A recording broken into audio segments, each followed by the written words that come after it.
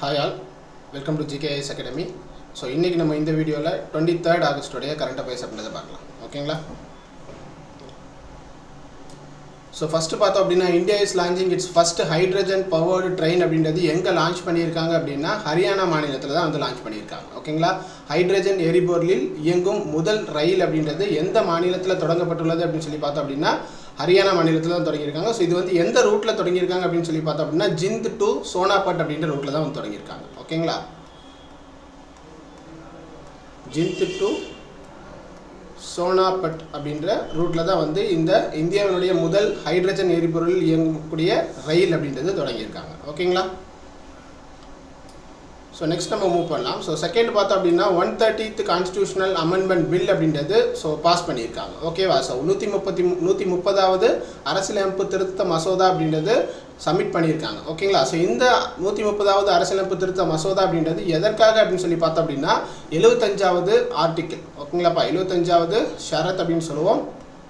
So இந்த 75வது ஷரத்து யாரை பற்றி சொல்லுது அப்படின்னா சென்ட்ரல் மினிஸ்டர்ஸை பற்றி சொல்லுது. ஓகேங்களா? மத்திய அமைச்சர்கள் பற்றி சொல்லக்கூடியது. மத்திய அமைச்சர்கள் பற்றி சொல்லக்கூடியது. அதே மாதிரி பார்த்தோம் அப்படின்னா 164வது ஷரத்து.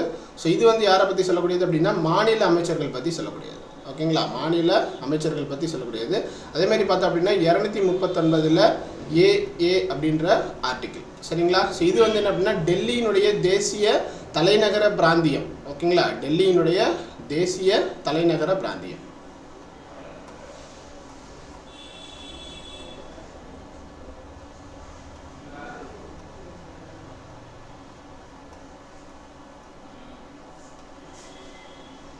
ஸோ இந்த அமெண்ட்மெண்ட் பில் அப்படின்னு சொல்லி பார்த்தீங்க அப்படின்னா இந்த 3 ஷரத்துலையுமே என்ன பண்ணுறாங்க அப்படின்னா திருத்தம் வந்து மேற்கொள்கிறாங்க. சரிங்களா? இந்த 130வது அரசியலமைப்பு திருத்த மசோதா அப்படின்றது இந்த 3 ஷரத்துலையுமே வந்து திருத்தம் மேற்கொள்றதுக்கான ஒரு மசோதா தான். ஓகேங்களா? ஸோ நெக்ஸ்ட் நம்ம மூவ் பண்ணலாம். ஸோ நெக்ஸ்ட் தேர்டு பார்த்தீங்க அப்படின்னா 14th century காடஸ் ஐடோல் அப்படின்றது எங்கே ஃபைன் பண்ணியிருக்காங்க அப்படின்னு பார்த்தோம் அப்படின்னா ஈரோட்டில் ஃபைன் பண்ணியிருக்காங்க. ஓகேங்களா? 14ஆம் நூற்றாண்டை சேர்ந்த ஒரு தெய்வ சிலை அப்படின்றது எங்கே கண்டுபிடிக்கப்பட்டுள்ளது அப்படின்னு சொல்லி பார்த்தோம்னா ஈரோடு மாவட்டத்தில் தான் கண்டுபிடிச்சிருக்காங்க. ஓகேங்களா? ஈரோட்டில் எங்கே கண்டுபிடிச்சிருக்காங்க அப்படின்னு சொல்லி பார்த்தோம்னா கொடிவேரி அணைக்கட்டு அப்படின்ற இடத்துல.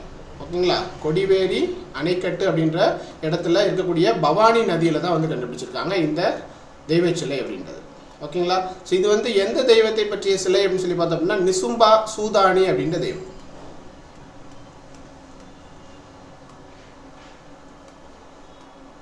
நிசும்பா சூதானி அப்படின்ற ஒரு பெண் தெய்வ சிலை. ஓகேவா? ஸோ இந்த பெண் தெய்வத்தை என்ன சொல்றாங்க அப்படின்னா வெற்றியினுடைய தெய்வம் அப்படின்னு சொல்றாங்க.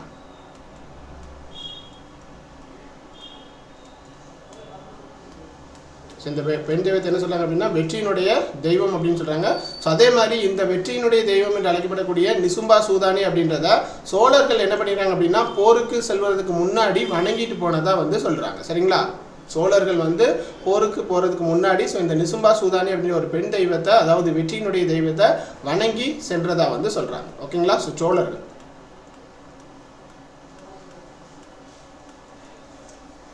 ஓகே. ஸோ நெக்ஸ்ட் நம்ம மூவ் பண்ணலாம். ஸோ அடுத்ததாக பார்த்தோம் அப்படின்னா நாசா சூர்யா ஏஏ அப்படின்றத ரிலீஸ் பண்ணியிருக்காங்க. ஓகேங்களாப்பா? ஸோ நாசாவினுடைய சூர்யா ஏஏ அப்படின்றத வெளியிட்டிருக்காங்க. ஸோ இந்த ஏஐ அப்படின்றது எதுக்குன்னு சொல்லி பார்த்தோம் அப்படின்னா சூரிய எரிப்புகள் மற்றும் வெடிப்புகள் பற்றிய ஆரம்ப மற்றும் துல்லியமான முன்னறிவிப்புகளை வழங்குறதுக்கான ஒரு ஏஐ தான் வந்து இந்த சூர்யா ஏஐ அப்படின்றது. சரிங்களா? இந்த சூர்யா ஏஐ அப்படின்றது எந்த நிறுவனத்தோட சேர்ந்து நாசா வந்து உருவாக்கியிருப்பாங்க அப்படின்னு சொல்லி பார்த்தோம்னா IBM நிறுவனத்தோட சேர்ந்து தான் இந்த சூர்யா ஏஐ அப்படின்றத நாசா வந்து உருவாக்கியிருப்பாங்க. ஓகேங்களா?